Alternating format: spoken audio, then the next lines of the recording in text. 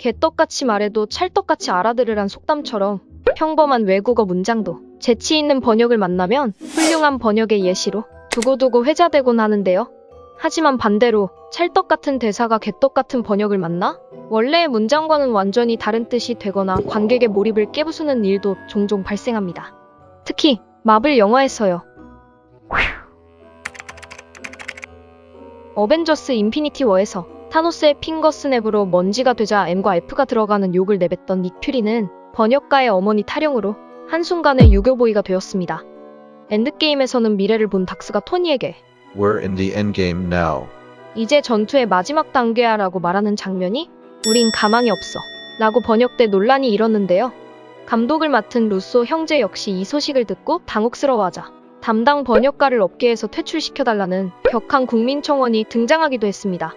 하지만 당연하게도 퇴출까지는 이어지지 않았는데 이번에 개봉한 토르 4편에서 나비 효과라고 할 수 있는 일이 벌어지고 말았습니다. 스포일러한 이유로 묠리르를 들면서 신의 힘을 얻게 된 제인.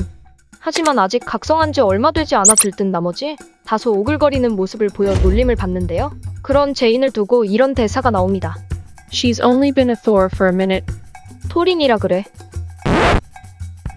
개봉하자마자 달려간 팬들은 이 자막을 보고 충격에 빠졌습니다. 주식 초보, 주리니, 헬스 초보, 헬리니. 최근 초보자를 뜻하는 신조어로 이렇게 단어 끝에 리니를 붙이는 유행이 있었는데요.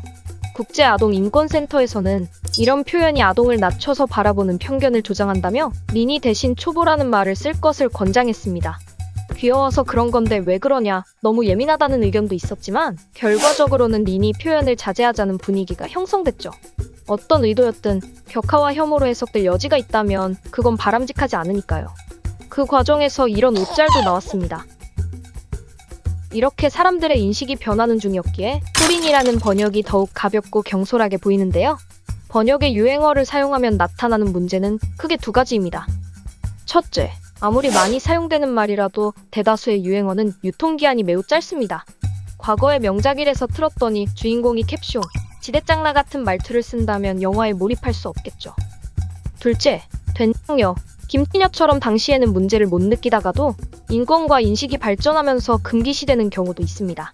이런 점에서 토린이는 유행어를 사용해 번역했을 때 나타날 수 있는 문제점들을 전부 갖고 있는 셈이죠. 한국 영화 번역사의 역대급 사건인 어머니와 가망 없어, 번역가 퇴출 청원까지 등장하는 등 당시의 파장이 무척 심각했는데 마블 영화의 배급사인 디즈니는 업계 종사자 보호 차원인지 뭔지 알 수 없지만 차후 개봉되는 영화들의 번역가를 비공개하겠다는 방침을 세웠습니다.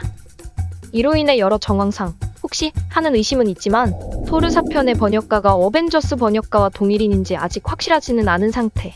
하지만 그 사람이든 아니든 마블 영화에서 이런 실수가 반복된다는 건 발전 없는 몇몇 고인물들이 번역을 독식하는 업계 분위기에 변화가 시급함을 뜻하기도 합니다. 가망 없는 어머니 사태 때 번역가를 무작정 감출 게 아니라 번역 제작 매뉴얼을 보다 구체화한다든가 더 다양한 번역가를 고용해 개봉 전 크로스 체크하는 식의 개선이 있었다면 애꿎은 관객들이 불쾌해지는 일이 반복되지 않았으리란 아쉬움이 남습니다. 토르 러브 앤 썬더를 보고 오신 분들은 토린이 번역에 대해 어떻게 생각하시나요? 여러분의 의견을 댓글로 공유해주세요. 졸리우드였습니다.